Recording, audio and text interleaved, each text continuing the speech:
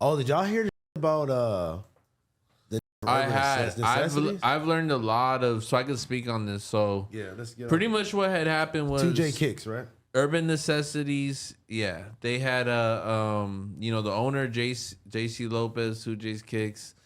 It's like a known figure in like the sneaker world. He had been doing this thing with Urban Necessity. Shoe Surgeon got in, and once they did, since they wanted to save themselves from any legal situation, they provided contracts. Now, in the contracts, they had stated that although he is a founder and the creator of Urban Necessities, he is not the owner.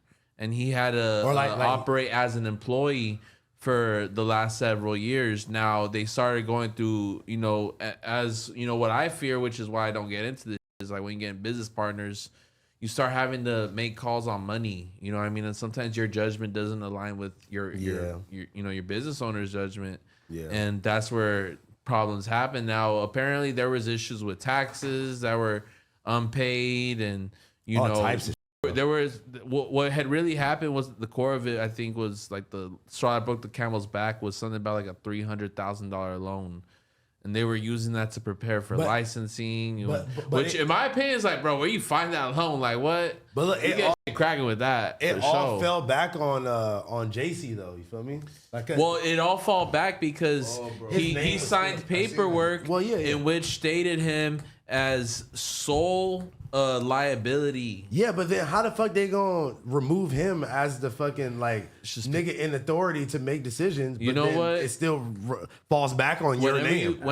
That's crazy, right? And that's why I don't even. And that's why I don't even do business like that because I don't have the intelligence to kind of sign a contract like that. And you need lawyers, realistically. For sure. But that's where it was. It was like, hey, we're marking you as the owner.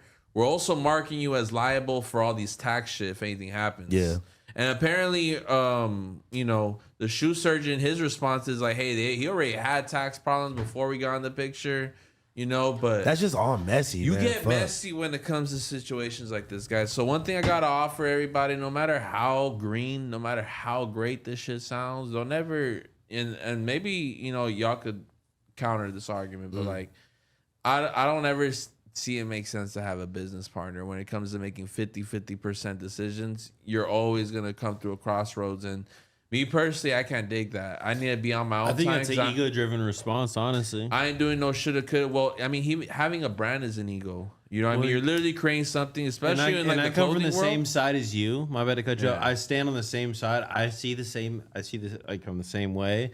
I don't see how it would be beneficial for me, but I also can see both sides of the fence where it equally is beneficial to have someone because you can only do so much. It's more beneficial for someone. You can have someone who is equally putting in the same part, which that is the hard part. Finding someone who can put in the true passion that you want to put into something, that's the hardest part. And that's where, let's say for greatest examples, at its prime, Absent, at its half evil,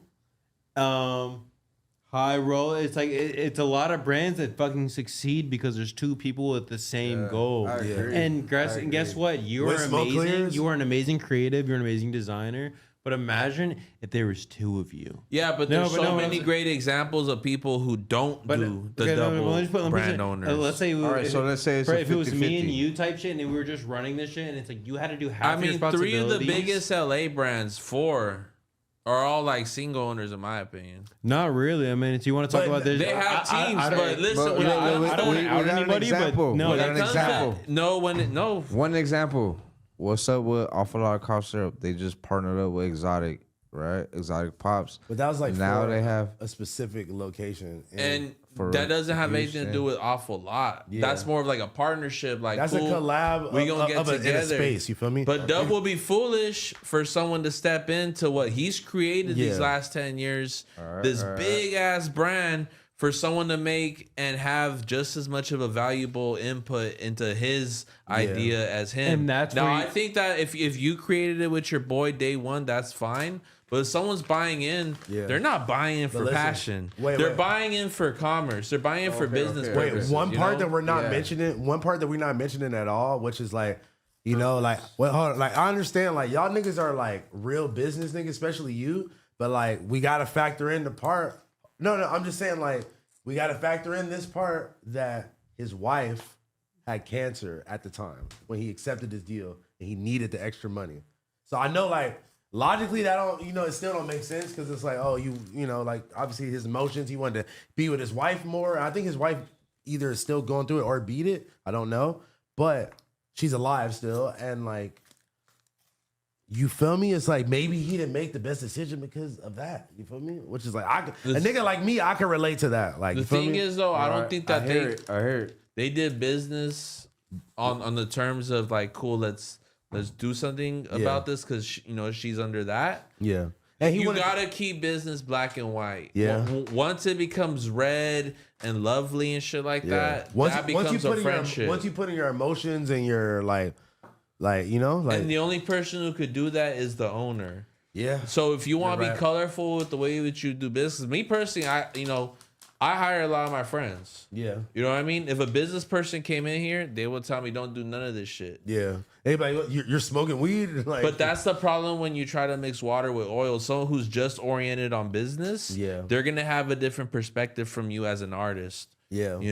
See, look, so like, and maybe if you're selling like auto parts, that's fine. But if you're doing something in like the creative field and they don't have all these opportunities for you, and obviously if someone's gonna do business with you or just like buy into what you got going on, they should have some leverage. They should have something beyond just cash. No, for sure. But look, I think that's why with me it worked out so well with my business partner because he knew more of the back end. I mean, he knew all the back end business side of it, but he also is a creative, and we also got to nerd out on the creative part, which got us both excited about it. And then he helped fulfill it by knowing the business part. And I genuinely feel like high rollers would not be a thing, and it would have never been a thing if it wasn't for the both of us. Like if he would have tried to do it with somebody else, or if I would have tried to do it in another capacity, I don't think it would have.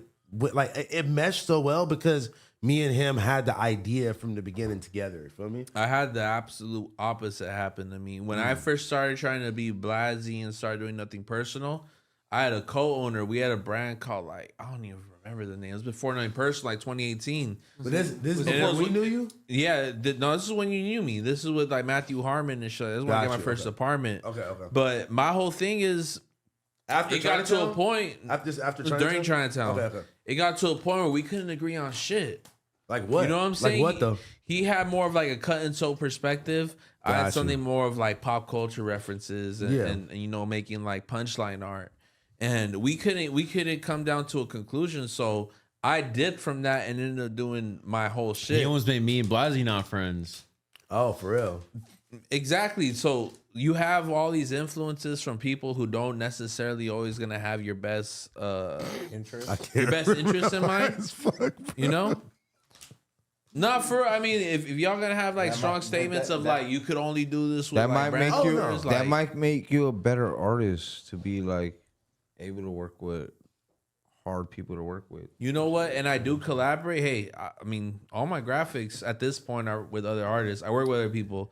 But when it comes to executive decisions, should the TV be here? Should it be over there? It's me. And I ain't trying to have nobody influence like, should I eat donuts or a sandwich this morning? Like, I no. actually feel the same way with my business too. Even though I have a shared business and shit. Yeah, it's good to collaborate. It's good to work with people and, commission others. But when it comes to executive decisions, like I have an issue. If I feel so strong about something and someone feels so strong about the other, like I'm gonna break it down to dog. It's my brand. You know what I'm saying? Yeah, you just try to do it over the fucking the wireless mouse. Yeah. I said, bro, I bought that mouse. That nigga said, bro, I don't like the way you scroll. keyboard. Give it to me now. I'm like, bro, chill. He's like, nigga, I bought it. I could only do this one day out the week for 3 hours. You feel me? Other than that, I can't handle it. Yo, the camera turns off. Yo, I'm so sorry about that, bro. Like, that's But not when me. you do find a fucking cool business partner, just fucking keep it cool, keep it steady. And the thing is, I think you could find someone like that eventually, but it's gonna be someone far past I think your capabilities. And I think I say it in the sense of not even as in like more talent or something. I think and more knowledge structure in a business aspect where you could actually trust them. Yeah. And that's where you would excel you like and if we want to get into like my personal situation, that's kind of where I got my downfall with why I had to do my hiatus. I found that security in someone where I shouldn't have, as a business partner, and it kind of set me back. So it's like I completely understand your perspective. Just stuttered like crazy. Your perspective, but you definitely need a partner, bro. Bro, I don't need shit. There is What no the fuck fucking are you INT. talking? I need a partner? No. Hell Yo, no. yo, calm down. Rewind. You don't need a partner. I'm saying. You just said I needed a partner. No, You don't in need the a grand partner. He scheme of got us. things, He in the got grand us. scheme He of got things, us. you need a partner. You need a team. I need a team, yeah.